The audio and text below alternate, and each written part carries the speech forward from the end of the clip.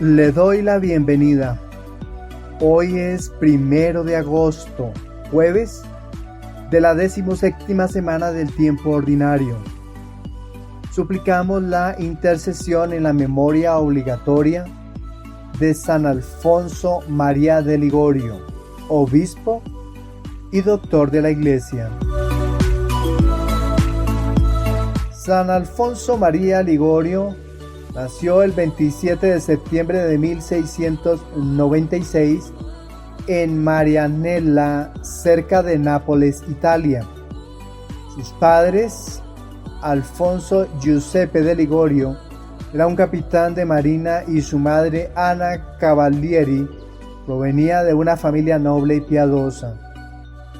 Alfonso fue un niño prodigio, demostrando una inteligencia y capacidad extraordinarias desde una edad temprana. Estudió en la casa bajo la tutela de su madre y más tarde en escuelas jesuitas. A los 12 años ingresó a la Universidad de Nápoles, donde estudió Derecho. A los 16 años obtuvo doctorados en Derecho Civil y Canónico, convirtiéndose en abogado. Alfonso inició su carrera como abogado con gran éxito.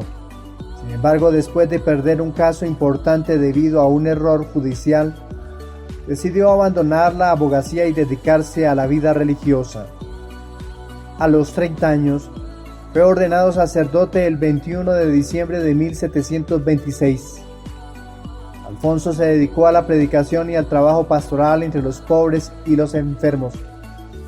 Fundó la Congregación del Santísimo Redentor, lo que hoy conocemos como los Redentoristas, en 1732, enfocada en la misión de evangelizar a los más necesitados. San Alfonso fue un prolífico escritor, produciendo más de 100 obras sobre teología moral, espiritualidad y devoción mariana.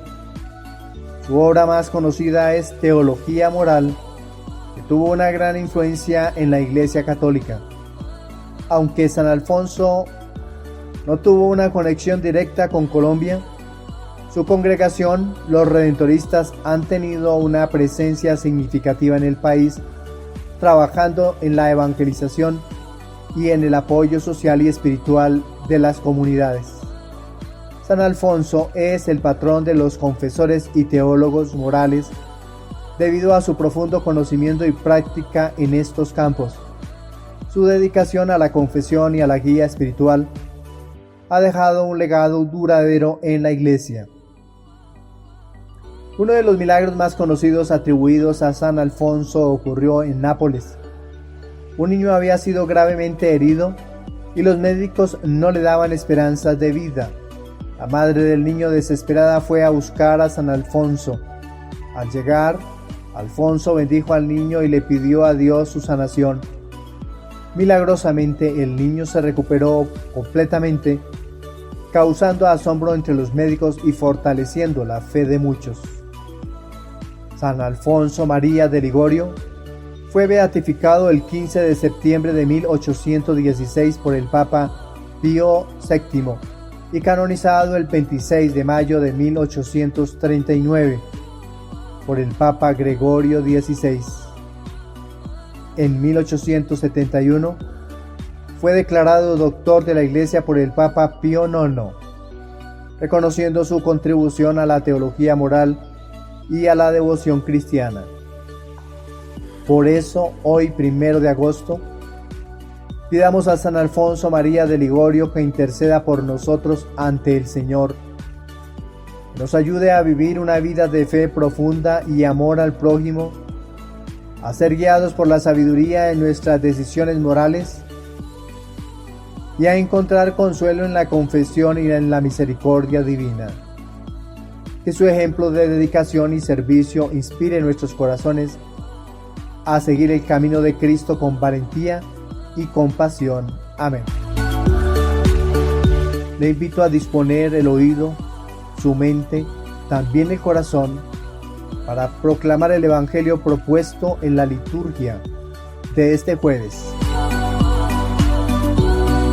Le proclamo la buena noticia de nuestro Señor Jesucristo según San Mateo, capítulo 13, versículos desde el 47 hasta el 53. En aquel tiempo dijo Jesús a la gente: el reino de los cielos se parece también a la red que echan en el mar y recoge toda clase de peces.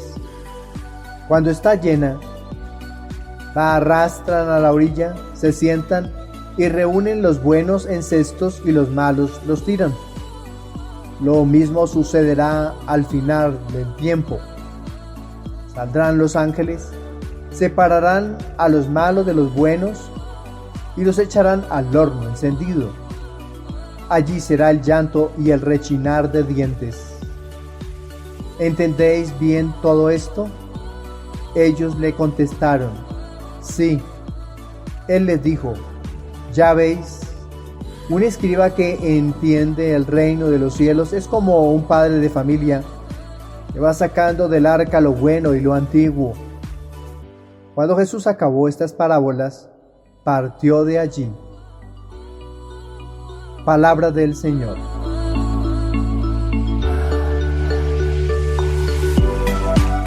Nuestra reflexión para el día de hoy.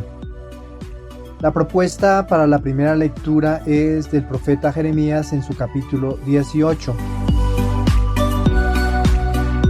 El contexto central del Evangelio es el reino de los cielos. La primera lectura del profeta Jeremías en su capítulo 18 habla de lo mismo, pero con otro ejemplo.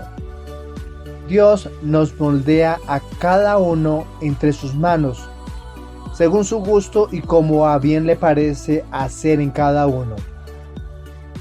Después de existir, Él mismo nos da la libertad para que obremos como a bien nos parezca hacerlo. Si obramos mal, Él no interviene, no nos destruye para hacer una criatura nueva, como lo hace el ceramista con sus vasijas. Nos da la ocasión de evaluar lo que Dios creó y lo que hasta el momento ha hecho con su existencia y con que se llega al final para entregar al Creador. Esta es una ilustración dada como inspiración divina, un torno que por su traducción equivale a dos piedras o dos discos de piedra unidos por un eje vertical, el disco de abajo movido con los pies, mientras que el barro colocado sobre el superior era moldeado con las manos según giraba el torno. Lo que pretende Yahvé es moldear, formar, crear, para expresar la dependencia absoluta del hombre a Dios en el orden de la creación. El barro, por supuesto, es el hombre. Es bueno entonces dejarnos moldear de Dios, el alfarero, y que haga Él en nosotros su obra divina. De lo contrario, si la obra queda mal, existe otra alternativa si lo queremos. Él tiene la posibilidad de reformarla, de volverla a hacer. En nosotros se puede dar con el nuevo nacimiento o proceso de conversión. Profundicemos en el libro del profeta. El libro de Jeremías está situado en uno de los periodos más turbulentos de la historia de Israel, alrededor del siglo VII a.C. Jeremías, hijo del sacerdote Hilcías, fue llamado a la profecía durante el reinado de Josías, que se llevó entre los años 627 y 586 a.C., y continuó su ministerio a lo largo de los reinados de varios reyes de Judá. Su misión profética abarcó momentos críticos, incluyendo la invasión babilónica y la eventual destrucción de Jerusalén en el año 586 a.C. En el contexto de Jeremías, en su capítulo 18, los primeros 6 versículos, se sitúa en un momento en que Dios, a través de Jeremías, está tratando de comunicar un mensaje de advertencia y esperanza a su pueblo, que estaba alejado de sus caminos. El pasaje nos lleva a la casa del alfarero, un lugar común y cotidiano, pero cargado de simbolismo y enseñanza divina. Este pasaje utiliza la metáfora del alfarero y el barro para ilustrar la relación de Dios con su pueblo. En la antigua Israel, la alfarería era una actividad común y la imagen del alfarero trabajando en su rueda habría sido muy familiar para los oyentes de Jeremías. Esta metáfora es rica en simbolismo y proporciona una profunda comprensión de la soberanía de Dios y plasticidad de la humanidad en sus manos. Miremos el versículo 2. Dice el texto bíblico: levántate, baja a la casa del alfarero, y allí te haré oír mis palabras. El alfarero representa a Dios, quien tiene el control y la capacidad de moldear y dar forma a su pueblo. El alfarero es un creador que trabaja con paciencia y cuidado, reflejando la naturaleza de Dios como creador y sustentador. Vamos a exaltar aquí la palabra barro, que estaba haciendo con el barro en sus manos. El barro, homer en hebreo, simboliza la humanidad, especialmente a la casa de Israel. El barro en las manos del alfarero es maleable y puede ser reformado. Esto simboliza la capacidad de transformación y arrepentimiento del pueblo en manos del alfarero, es decir, en manos de Dios. Y esto sería para meter después de que termine de hablar del versículo 2, porque aquí nos están hablando de otra cosa. En el versículo 4 dice el texto: se rompía la vasija que estaba haciendo con el barro en sus manos y volvía a hacer con él otra vasija, como mejor le parecía al alfarero hacerla. Versículo 3: bajé pues a la casa del alfarero, y he aquí que éste trabaja sobre la rueda. Hablemos de la rueda del alfarero. La rueda en la que trabaja el alfarero puede interpretarse como el curso de la historia y las circunstancias de la vida que Dios utiliza para moldear a su pueblo. Las vueltas de la rueda representan los ciclos de prueba y renovación. Del versículo 4: se rompía la vasija que estaba haciendo con el barro en sus manos. La vasija dañada. Cuando la vasija se rompe en las manos del alfarero, no se descarta el barro, sino que se reforma. Esto simboliza la misericordia y la paciencia de Dios, disponiendo a rehacer y restaurar a su pueblo a pesar de sus fallos y pecados. El simbolismo del barro y el alfarero resuena profundamente en la Biblia y en la tradición cristiana. El número 1 puede ser visto en este pasaje como una referencia a la unidad y singularidad de Dios como el único alfarero y creador de la humanidad. La acción de rehacer la vasija también puede aludir al concepto de renovación y restauración que es central en la fe judeocristiana.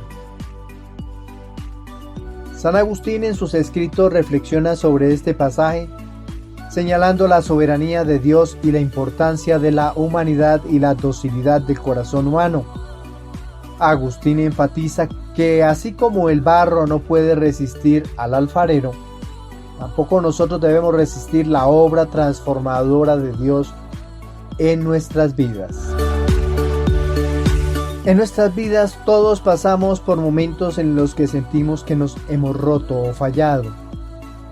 El mensaje de Jeremías en el capítulo 18, los primeros 6 versículos, nos recuerda que Dios es un alfarero paciente y misericordioso.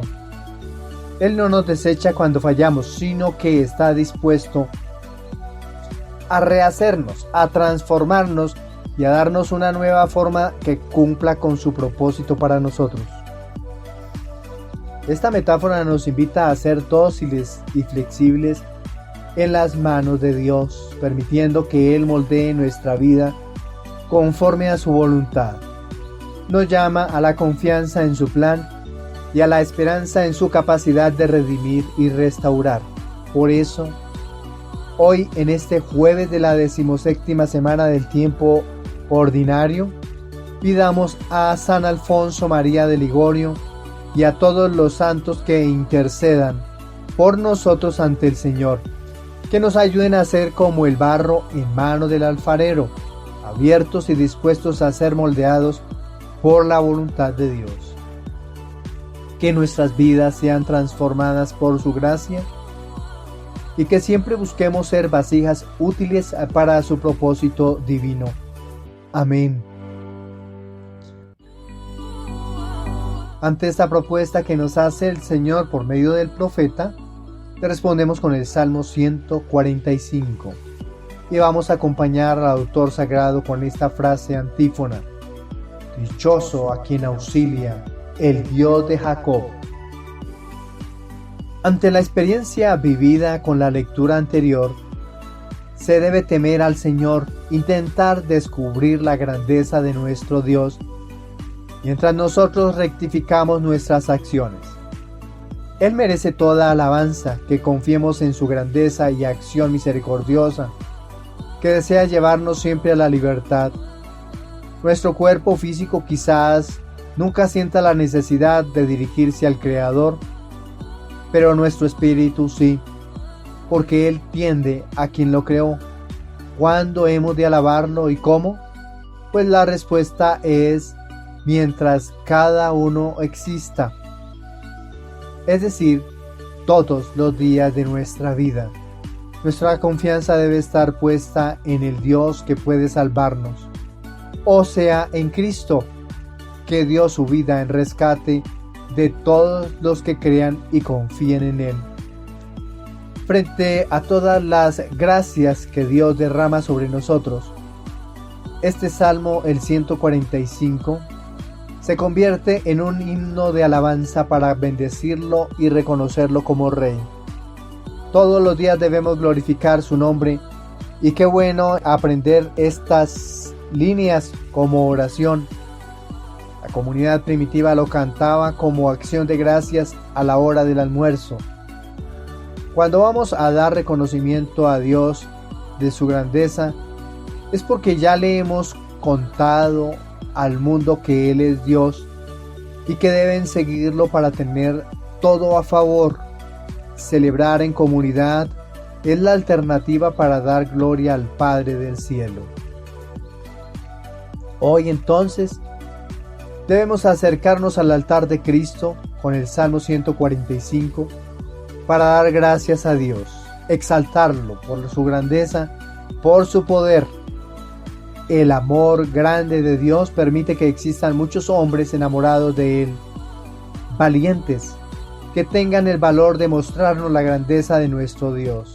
Él es grande y todas sus criaturas le damos gracias porque nos ama. Profundicemos en el Salmo. Este Salmo, titulado Alabanza a Dios, que protege a los pobres y oprimidos, es un canto de alabanza que exalta a Dios como el verdadero protector y salvador de los oprimidos. Contrasta la limitada confianza en los líderes humanos con la confianza inquebrantable en el Dios creador y fiel. Es un llamado a poner la confianza absoluta en Dios, quien sostiene la creación y cuida de los que esperan en Él. Este salmo parece haber sido compuesto como una expresión de alabanza y confianza en Dios, contrastando con la decepción que a menudo acompañaba a las expectativas puestas en los líderes humanos. Su motivación radica en exaltar la soberanía y fidelidad de Dios como el único digno de confianza y alabanza. En el versículo 5 el autor sagrado dice: dichoso el que tiene por ayuda al Dios de Jacob. Jacob es el nombre del patriarca bíblico, simbolizando la relación de pacto con Dios. Este salmo invita a reflexionar sobre la confianza absoluta en Dios como el verdadero sostén y protector de nuestras vidas, un tema relevante en cualquier época y situación. El Salmo 145 es el himno de alabanza que le cantamos a nuestro Rey, el Señor, que no ama a unos cuantos, sino a todos. La propuesta del Evangelio. El Evangelio propuesto para este día es del Evangelio según San Mateo, capítulo 13. En la antigüedad, las grandes naciones querían ser la única, gobernada por un único rey. La Iglesia Católica también quiere ser la única nación que trabaja y batalla por la conquista del bien y del establecimiento de la verdad.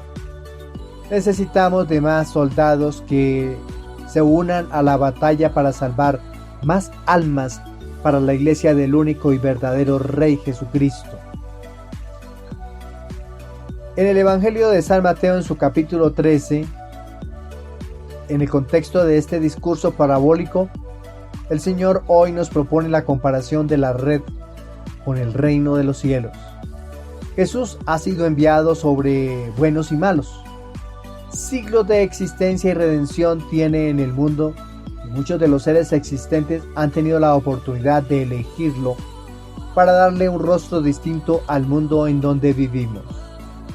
Llegará el momento en que los encargados de implantar justicia se sentarán para escoger la redada.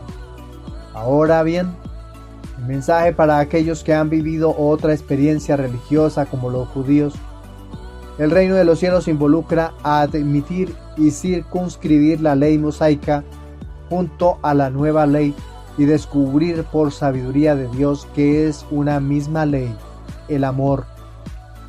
El amor no permite menospreciar a ninguna de las criaturas de Dios, y menos a los que ha hecho sus hijos por el bautismo.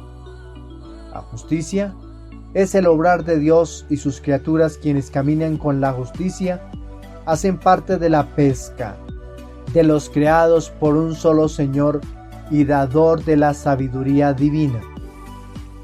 La parábola de la red es el momento en que el hombre se enreda en los planes de Dios para hacer parte de su misión. El sentarse es propio de quien enseña, de quien con presunción de poder cobra impuestos oprimiendo al débil.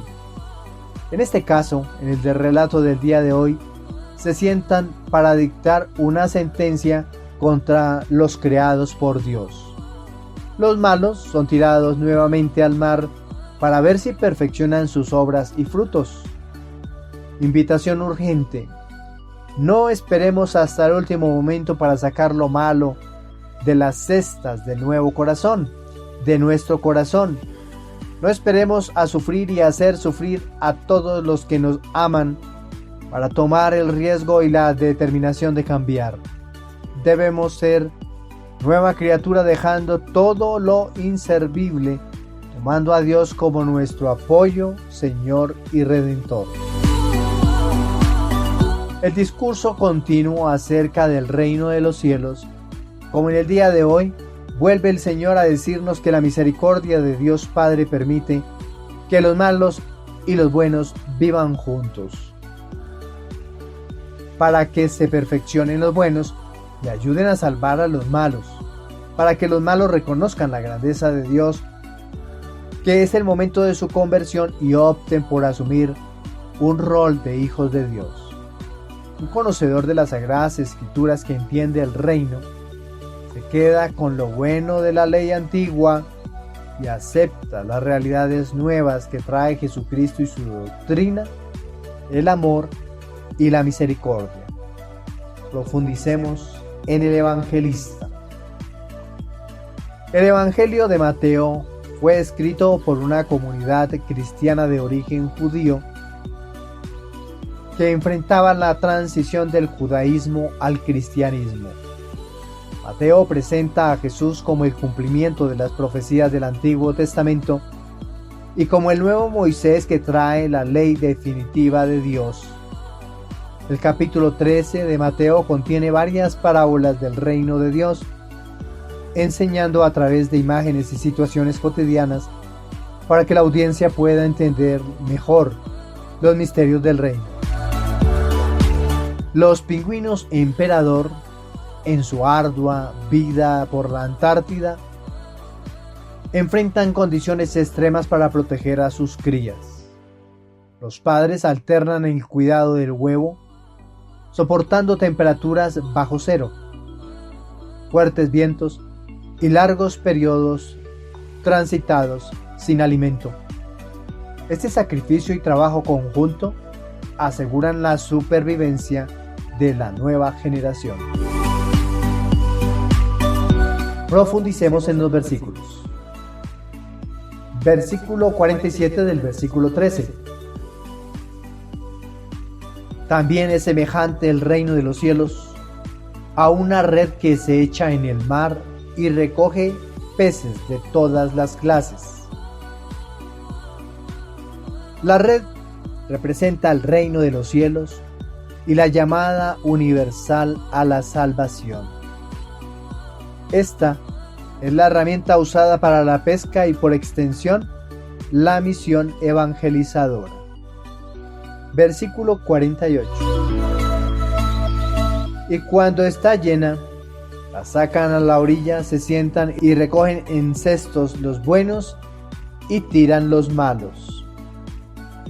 Peces buenos y malos simbolizan las personas justas y malvadas respectivamente. Versículo 49. Así sucederá al fin del mundo.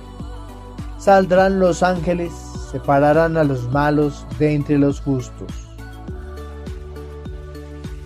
La separación de peces ilustra el juicio final, donde los ángeles actuarán como agentes de separación.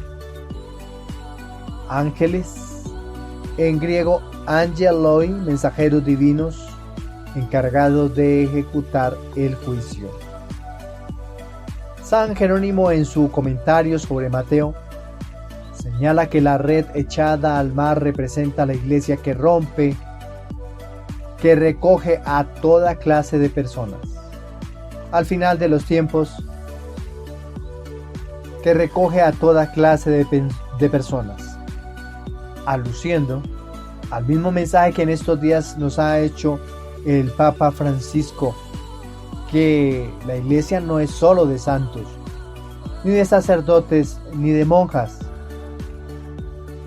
La iglesia debe estar abierta tanto para fieles como para pecadores. Al final de los tiempos, Dios separará a los justos de los malvados. Esto nos invita a vivir una vida justa y en conformidad con los mandamientos divinos. La historia del pingüino emperador refleja la dedicación y esfuerzo necesario para cuidar y proteger lo valioso. Al igual que los pescadores separan los peces buenos de los malos, los pingüinos invierten tiempo y energía para asegurar la vida de sus crías.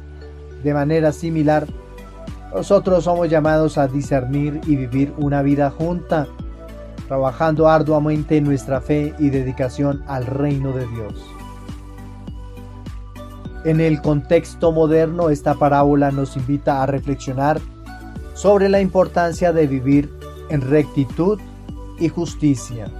En un mundo lleno de distracciones y valores cambiantes, debemos recordar la importancia de nuestras acciones y decisiones, que tendrán consecuencias eternas.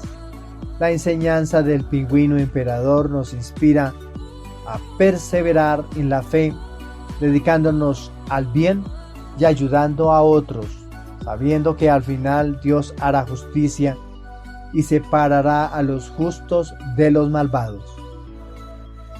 Esta parábola, rica en simbolismo y enseñanzas, nos llama a ser conscientes de nuestra vida espiritual y a esforzarnos continuamente por vivir de acuerdo con los valores del reino de los cielos. Para todos un feliz día, que el Señor nos siga colmando de su alegría como también de su bendición.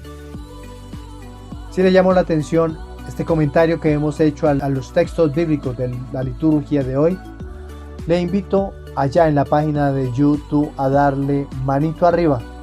Si no le gustó, dale manito abajo. Y te invito también a compartir. Bendiciones, felicidades. Gracias por escucharnos.